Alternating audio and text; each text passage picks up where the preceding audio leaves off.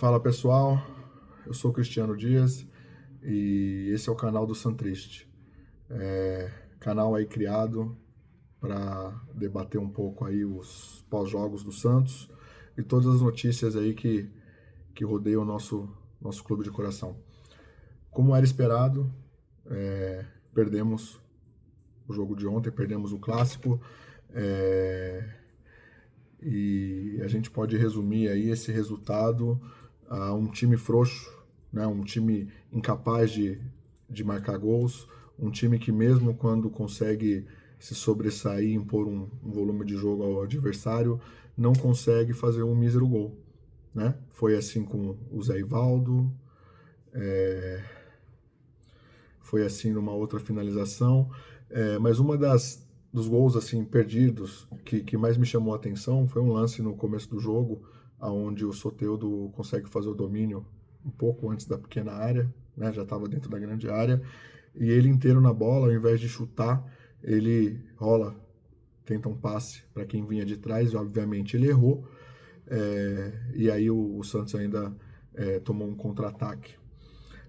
Isso para mim ele só comprova que o Santos é um time frouxo, né? Um time onde ninguém chama a responsabilidade, um time onde os atletas têm medo de chutar pro gol, quando finalizam muito mal, né? Tá rolando aí um print do momento exato que o Zé Ivaldo dá a cabeçada na bola e ele estava inteiro na bola. E naquele momento eu pensei, né, como um bom santista, quem não faz, toma. E foi o que aconteceu. Né? O Santos não consegue fazer os gols, toma gols aí com falha de marcação e perdemos o jogo. Mas a verdade é a seguinte, tinha algum santista ontem com a expectativa de ganhar o jogo? Eu assisti o jogo porque, eu não sei, eu assisto todos os jogos do Santos, né? A gente espera um futebol melhor, espera que o time vença, mas assim, expectativa mesmo, falar assim, vou apostar um jogo aqui, né, vou fazer uma bet, que tá na moda, colocar meu dinheiro, que o Santos vence o seu rival na casa dele, ninguém vai fazer isso. Assim como eu não tenho uma expectativa de vencer o CRB aí no meio de semana, na Copa do Brasil. A gente fez um jogo sofrível na Vila Belmiro, conseguimos um empate heróico numa defesaça do pênalti lá pelo nosso Gabriel Brazão, mas vai ter um jogo aí dificílimo pela frente e não tenho expectativa de que esse time possa sair de lá classificado. Lógico, vou torcer, vou assistir, mas uma expectativa, como né, era antes, vai pegar um time pequeno, né, um time que não tem tanta tradição, vamos passar o carro. Não vejo essa possibilidade não. Mas isso tudo é reflexo da gestão, né, da gestão do senhor Marcelo Teixeira, e como eu falei aqui num vídeo anterior, desse sistema, desse modelo associativo que é falido. Um sistema que só propicia candidatos aí que estejam financeiramente com a vida feita, né, que não comprovam nenhum tipo de currículo, né, ou de pré-requisitos para exercer essa função, e vão lá, se candidatam por um momento triste do nosso clube, são eleitos aí, elegendo uma chapa de 100%, né, de seus conselheiros esses, mais uma vez omissos, conselheiros que uma grande maioria estava na chapa do Rueda, e quando nós tentamos tirar o Rueda, né, com base estatutária, se omitiram, a verdade é essa, eles se omitiram, e depois entraram na chapa do senhor Marcelo Teixeira, estão lá, e estão cobrando. A verdade é que o Santos ele vive um sistema aparelhado aí, entre executiva e o Conselho Deliberativo, não é verdade? Então, eu acho que a gente falar sobre o campo hoje é chover no molhado. Na verdade, a gente tem que cobrar aí o senhor presidente Marcelo Teixeira, né? E ele, ao meu ver, se o Conselho Deliberativo tivesse um pouquinho de coragem, poderia pressioná-lo, poderia enquadrá-lo, né, no artigo 68 de gestão temerária, assim como nós fizemos aí com o Andrés Rueda, e infelizmente conseguimos apenas 42 assinaturas, mas com base em todo o trabalho, ou melhor, o não trabalho, né, que vem sendo realizado. Eu puxei aqui, o Santos, ele contratou aí de treinador o Fábio Carille, né, na Série B, um time totalmente reativo, um time que poderia ter nadado de braçada na Série B e na verdade não foi o que aconteceu. Depois ele mudou, né, e trouxe o Pedro Caixinha, ou seja, sem nenhum tipo de análise de perfil. A verdade é que um clube de futebol, ele precisa definir um planejamento estratégico, né, as metas a serem alcançadas durante a temporada e contratar um treinador e atletas de acordo com esses objetivos. Mas a gente não vê isso acontecendo no Santos. De Fábio Carille fomos para Pedro Caixinha e hoje estamos com Kleber Xavier, um estagiário. No momento mais crítico, né, novamente da história do clube, a gente está com Kleber Xavier, o estagiário, gente. E a culpa é do Kleber Xavier? Não é. Ele estava tranquilo na dele, na casa dele, foi convidado aí a ser treinador do Santos, pegou uma bucha. É um coitado. Verdade que ele é um coitado, né?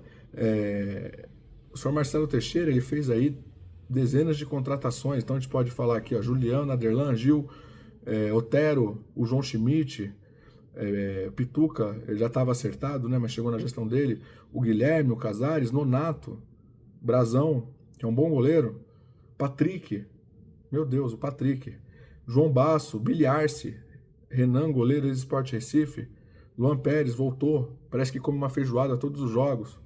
Depois chegaram Luizão, Tassiano, gente, Tassiano que veio por uma fortuna, Tassiano. O Roy Laser, que é uma grande contratação, mas ele não consegue, não vai jogar sozinho, não tem como. Né? Um bom jogador no meio de um bando de pangaré, ele vai ficar ruim. Assim como um jogador mediano, no meio, né, de um time bom, ele acaba evoluindo. Né? Quantos jogadores o Santos já teve mediano, mas que no meio de um time competitivo acabou se sobressaindo? Zé Rafael, que chegou agora, e o Lucas Braga, que tinha retornado de empréstimo. Então, isso é só para comprovar que o planejamento no Santos ele é inexistente. E tudo que vem acontecendo hoje no clube é reflexo da gestão. E aí eu pergunto aos senhores aí, vocês acham que o Neymar vai nos salvar? Não vai. O Neymar trouxe muita expectativa quando chegou, mas infelizmente a realidade é outra. O Neymar está num outro momento, ele está curtindo a vida. O que ele tinha para produzir, ele já produziu, e não é culpa dele. Eu sou fã do Neymar. Sou fã do Neymar. Mas ele não pode ser o salvador da pátria. Enquanto a gente apanhava ontem lá no estádio do rival, ele estava cumprindo a agenda pessoal dele. E tá tudo bem também. Sabe por quê?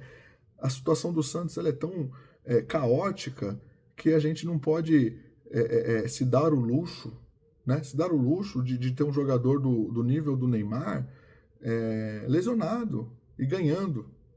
Né? Ah, mas a gente vai entrar nessa questão que ele trouxe ou não patrocínio, teve as reformas, mas o Santos ele precisa cair na real. A gente precisa montar um elenco cascudo para depois dessa parada aí do Mundial a gente voltar com um time cascudo, entendeu? Para que a gente consiga se manter na Série A. Agora, o sistema está falido. O modelo associativo não serve. O Conselho Deliberativo tem que criar vergonha na cara, apresentar lá algum tipo de proposta, pressionar o Marcelo Teixeira, e o Santos tem que virar SAF urgente. Já está aprovado que sai um gestor ruim e entra um pior. Entra um pior. O Marcelo Teixeira ele não tem condição de continuar à frente do clube. Se ele amasse o Santos realmente, ele renunciava. Sabe? Quem sofre é o torcedor. É o torcedor que vai ao estádio, que viaja, é o que fica em casa. É aquele torcedor que tem seu sistema emocional abalado porque ele não aguenta mais ver o time perder. Eu trouxe aqui, como eu comentei com vocês, eu fui o conselheiro nesse triênio aí do Rueda, e apesar de não ter uma formação no direito, eu puxei esse requerimento de impeachment, busquei apoio. Podem um ou outro falar que não foi formulado da melhor forma, mas ele foi formulado da forma que a gente acreditava ter a base estatutária. Então, eu até coloquei aqui o artigo 68, ó, são motivos para pedir o impedimento do presidente e do vice-presidente do Comitê de Gestão do Santos, inciso 2, ter ele acarretado por ação ou omissão prejuízo considerável ao patrimônio ou à imagem do Santos. Inciso 5, ter ele praticado ato de gestão irregular ou temerária, ou não ter atendido às condições de manter o Santos no Profut, conforme definido pelos artigos 4º e 25 da Lei 13.155/15, ou dispositivo semelhante que vier a substituí-lo, né? E aí a gente colocou como embasamento, na época do Rueda, algo que se assemelha muito com o que a gente está vendo hoje no Santos. Então vamos lá. O conceito de gestão temerária recai para aquele indivíduo que, embora não tenha o dolo específico, ele administra a instituição de tal forma irresponsável, ele faz uma administração assumindo o risco que extrapola o limite que o mercado estabelece. Exemplo, investir o dinheiro do clube na contratação de atletas de baixo nível ou que não qualifiquem a equipe na disputa de campeonatos conforme a tradição do clube, ou vender atletas importantes para o elenco por valores abaixo do mercado, resultando na luta constante para se manter na elite do futebol brasileiro. Portanto, quando falamos de gestão temerária, temos que ter em mente duas coisas. A primeira é que, intrinsecamente, os atos praticados pelo agente não são ilícitos. Intrinsecamente, o que ele faz não é uma conduta ilícita, mas os riscos que seus atos geram, o perigo da integridade que a instituição corre por seus atos exacerbados, é bem além do que a praxe praticada pelo mercado. Então, a gente precisa fazer essa análise. A administração do Marcelo Teixeira, ela pode ser enquadrada numa gestão temerária. Os atletas que ele trouxe, os valores que ele investiu, não investiu não porque o Santos não tem dinheiro, ele se endividou. A gente já está indo para um terceiro transfer ban. Isso é uma gestão temerária? Eu acho que o Conselho Deliberativo, no mínimo, tem que fazer essa avaliação, tem que pressionar. Mas lá no Conselho a gente sabe que tem muita gente que está lá por status. Conselheiros que estão lá 2, 3, 4 gestões. Pula de um barco, entra no outro. E o Santos sangra. Não é verdade? O Santos sangra. Então, eu acho que a torcida tem que pressionar, principalmente a diretoria, né? O comitê gestor. Poxa vida, o comitê gestor é aquele que fala amém para tudo que o presidente faz. Não serve para nada. Esse modelo é falido. Então, o torcedor, a gente tem que focar. Não adianta focar em atleta, não adianta focar no treinador, que é um estagiário, porque a culpa não é deles. Eles não pediram para estar lá. Lógico, tem que correr, tem que dar o sangue. Tem, isso vai ter que ser cobrado. Agora, a culpa do momento que o Santos vive, novamente, é da gestão. Conselho Deliberativo, vamos acordar. Vamos pressionar o presidente, vamos pedir a palavra. Vamos liberar a transmissão dessas reuniões. O Conselho Deliberativo, presidido pelo Celso Jatene, todas as reuniões eram transmitidas ao vivo. Por que agora não são mais? Como que o torcedor, o associado, vai saber quem é o conselheiro que está lutando realmente pelos interesses do Santos? Não tem como saber. Eu não sei. Né? Eu estou colocando aí todo mundo dentro do balaio.